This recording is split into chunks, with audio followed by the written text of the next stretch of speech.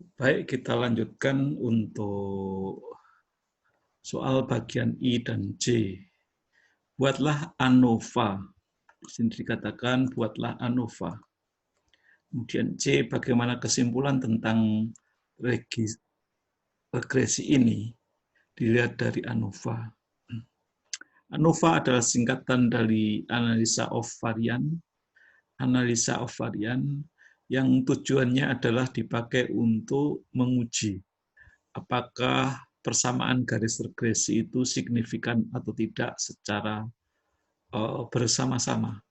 Kalau yang sebelumnya kita menguji apakah persamaan atau apakah koefisien itu signifikan atau tidak, kemudian apakah konstanta itu signifikan atau tidak, apakah betanya itu signifikan atau tidak, apakah alfanya signifikan atau tidak, tetapi secara terpisah.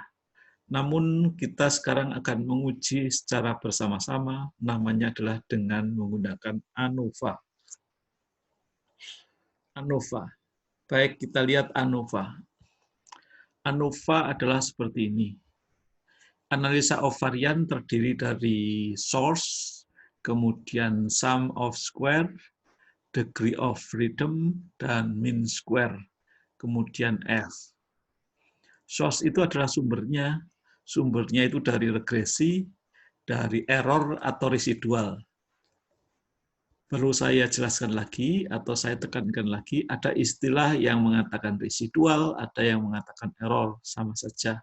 Kemudian total ya, ada total. Kita akan mengisi tabel-tabel ini. Kemudian sum of square adalah sesuai dengan namanya, yaitu jumlahan kuadrat. Kemudian degree of freedom adalah derajat bebas. Mean square adalah rata-rata dari sum of square. Kemudian F ini adalah sebetulnya dapat dikatakan sebagai statistik uji untuk pengujian serentak dari garis regresi. Saya ulangi, F ini merupakan statistik uji dari uji serempak untuk garis regresi. Ini namanya adalah ANOVA. Oke, karena kita ingin menguji secara serempak, maka hipotesanya seperti ini. H0 adalah alfa sama dengan beta sama dengan 0. Sedangkan H1 adalah ada yang tidak sama dengan 0. Yang dimaksud ada yang tidak sama dengan 0 adalah salah satu itu signifikan, baik alfanya ataupun betanya atau kedua-duanya. Misalnya kita menguji dengan alfa 5%. Statistik ujinya adalah dengan ANOVA ini atau dengan F ini ya. Sebetulnya goalnya adalah F ini. Mari kita lihat bagaimana cara untuk mencari sum of square. Yang kita cari sum of square adalah dari sum square error atau sum square residual ini. Rumusnya adalah seperti ini, yaitu varian Y dikurangi B kuadrat atau beta taksiran kuadrat dikalikan dengan varian dari X dikalikan N-1. Itu adalah sum square. Sum square nanti diisikan di sini. Sum square diisikan di sini ya. Kemudian sum square error diisikan di sini. SSE itu singkatan dari sum square error.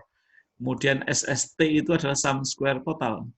Sum square total adalah varian dari Y dikalikan N-1. Varian dari Y dikalikan dengan N-1.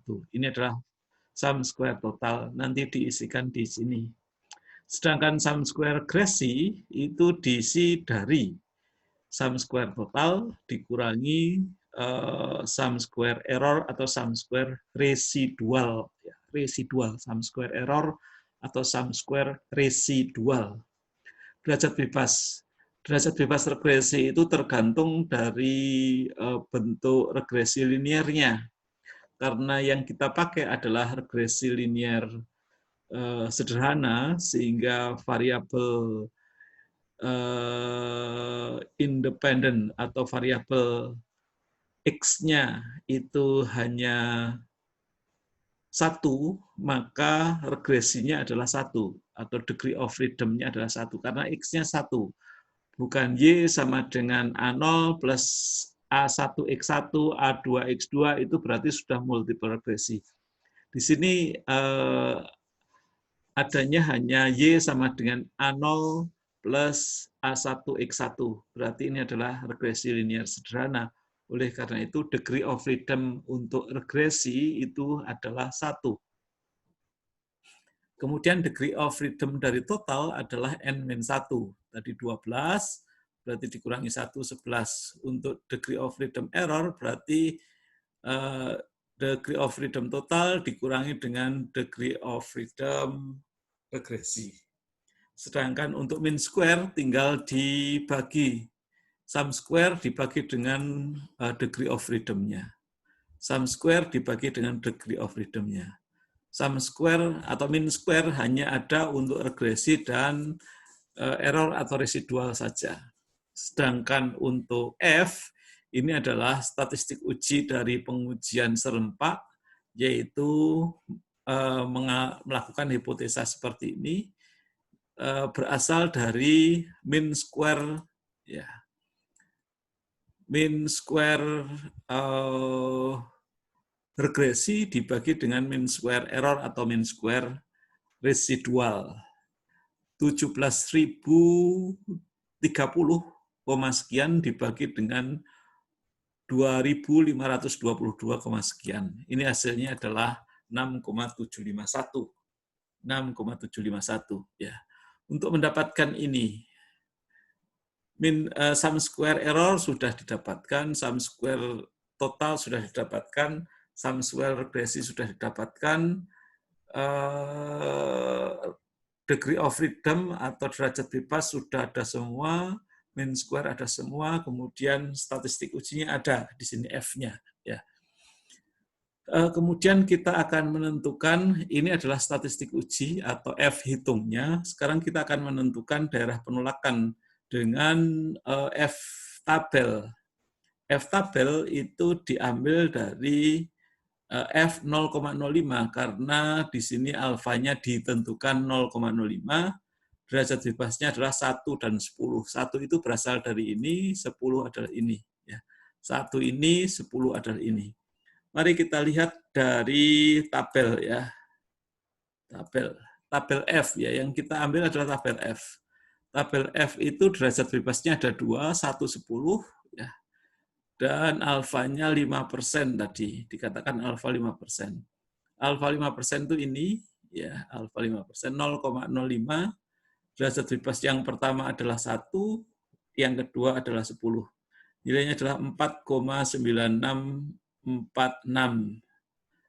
Sekali lagi, di sini 0,05, di sini adalah derajat bebas 1 adalah 1, derajat bebas 2-nya adalah 10. 4,9646. Kita peroleh data seperti ini, ya. Sehingga batasnya adalah di sini. Nah, kita akan membandingkan dengan statistik ujinya, yaitu 6,751. Itu berada di daerah penolakan H0. Artinya bahwa H0 ditolak berarti ada yang tidak sama dengan 0, ada yang signifikan. Di sini karena F hitungnya lebih besar dari F tabel, seperti itu. Oke, terima kasih.